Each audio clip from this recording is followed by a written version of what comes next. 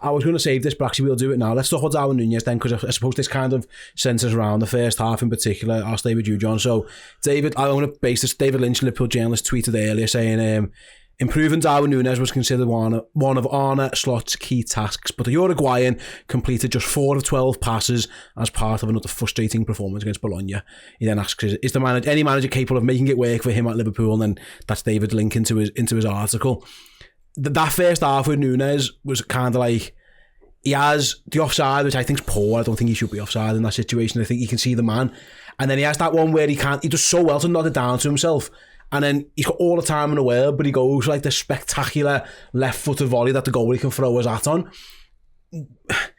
He gets the nod, obviously does Darwin, because Jota's had a little bit of a time out in midweek, obviously with the knock against Wolves, or at the weekend rather. He didn't quite grasp it, Darwin, and I wonder... I know Arne Slot said after the game, I know I'm speaking a lot here, Arne Slot said after the game, his teammates didn't provide enough for him, but he was given 2 very good chances there that he kind of fluffed the lines a bit for, so maybe that was a reason why Liverpool just didn't go again at 1-0 to make it 2-0. He had a speculative shot, didn't he, from just outside the box when, really... it was just a wing and a prayer. He did have that left foot volley, which he completely messed up, didn't he?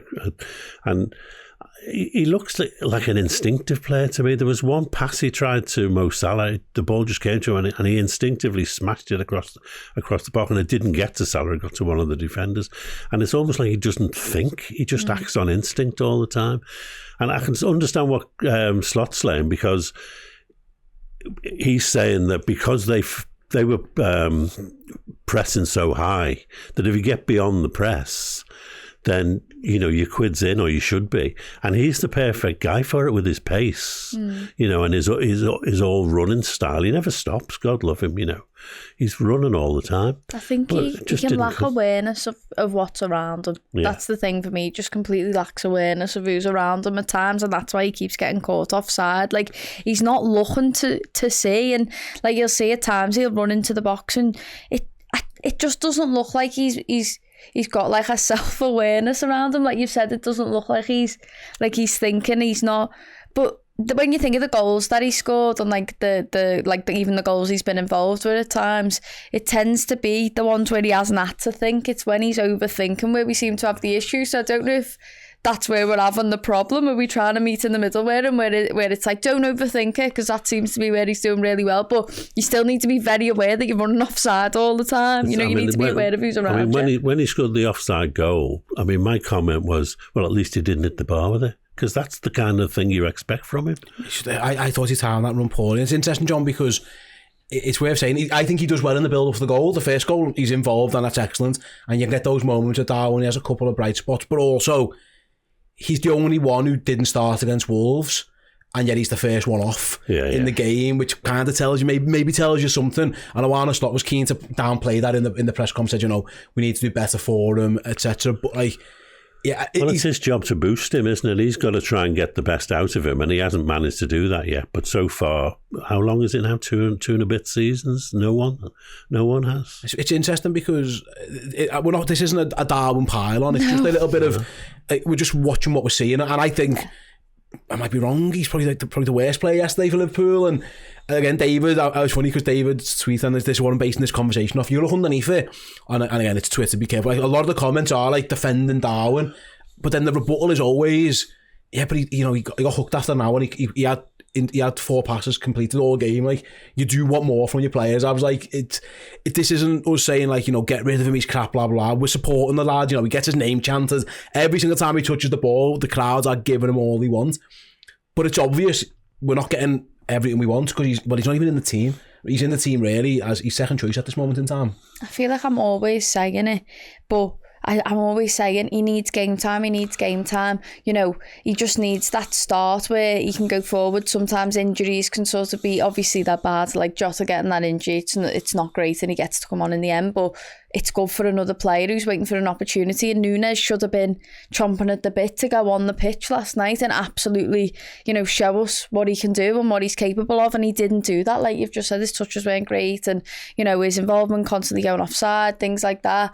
That's not great. That's not what you should be expecting when he's starting those games. And like you've said, the crowd will always get behind Nunez. We're always chanting his name. I mean, could it start to come off a little bit patronising now when he's like running offside and stuff, and then he'll literally win like a throw-in or something and we'll all chant Nunez, and at this point it's like, is this starting to get a little bit, are we going a bit too much in support? Because in a game like that, he should have been performing better. That was an opportunity for him to come on and show us what he's got and fight for a place in the team, and that just wasn't what we saw, and it makes sense as to why he went off. I suppose as well, John, if you're not in the team and you get a chance, whatever, like, you're not going to get to... This guy, we know now, he doesn't change his team. His team's his team.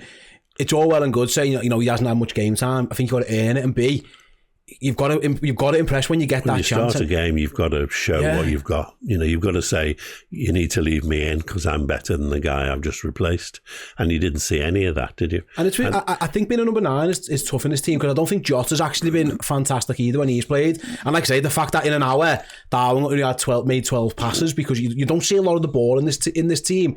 It's hard to make an impact. So when you get a chance to time a run or a chance to have a free shot at goal, you do have to be a bit more careful with it, and I think that's what we're all agreeing with here. Darwin sometimes is a little bit carefree, but too carefree maybe. I think it's just instinct. He plays on instinct rather than on intelligence.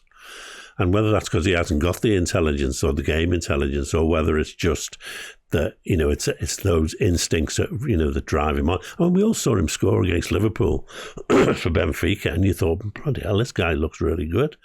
And we've never really seen that at Liverpool, have we? You know, it's always moments. We've had Darwin moments, haven't we? But without too much going for it. I wonder what would happen to him if the crowd turned.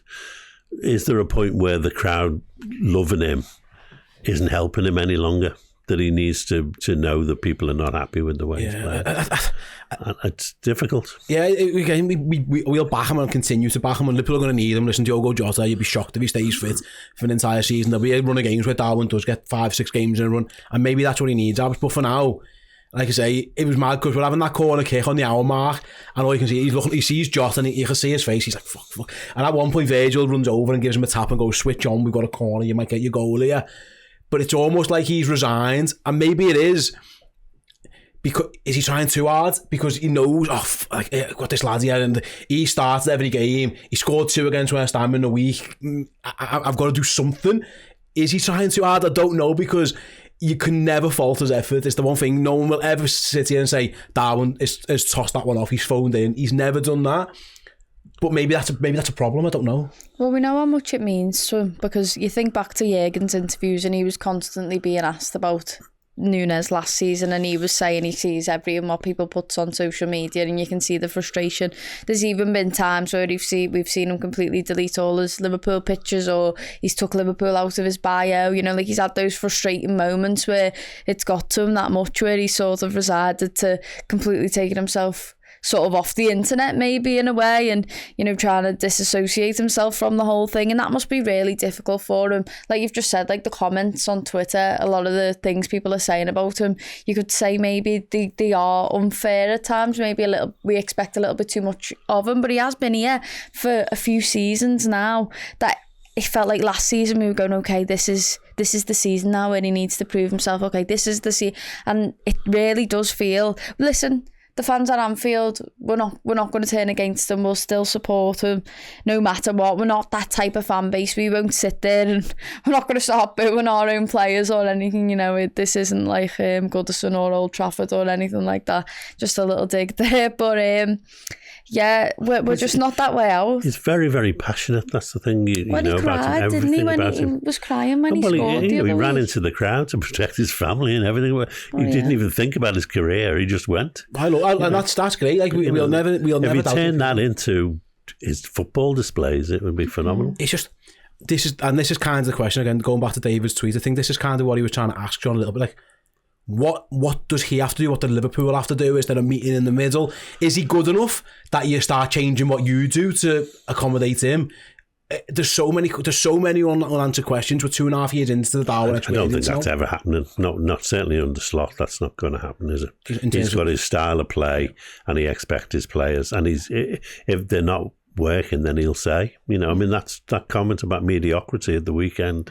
You know, I thought, wow, you know, that's telling people that they better pull their finger out. Yeah, we could even end up changing the style of play, and then it puts the likes of Salah or Diaz or Gakpo, whoever, you know, it could start to impact their results, and then Nunez might not even improve from changing it towards I don't know what the answer is. The answer is at the moment is you know, eight wins out of 9, you can't say, like, well, let's change this to accommodate Darwin Nunez, can you? So. No, I know, and that's kind of the point. I just don't know where this is, and again, it's far too early in the season, and to be looking ahead to futures and stuff. But again, at the end of this year, we'll be 3 years into this, and I'd say there's been wonderful moments. There's been fantastic ones, but also there's a lot of yesterday where it just doesn't look like it's working properly, and I just don't know what the answer is.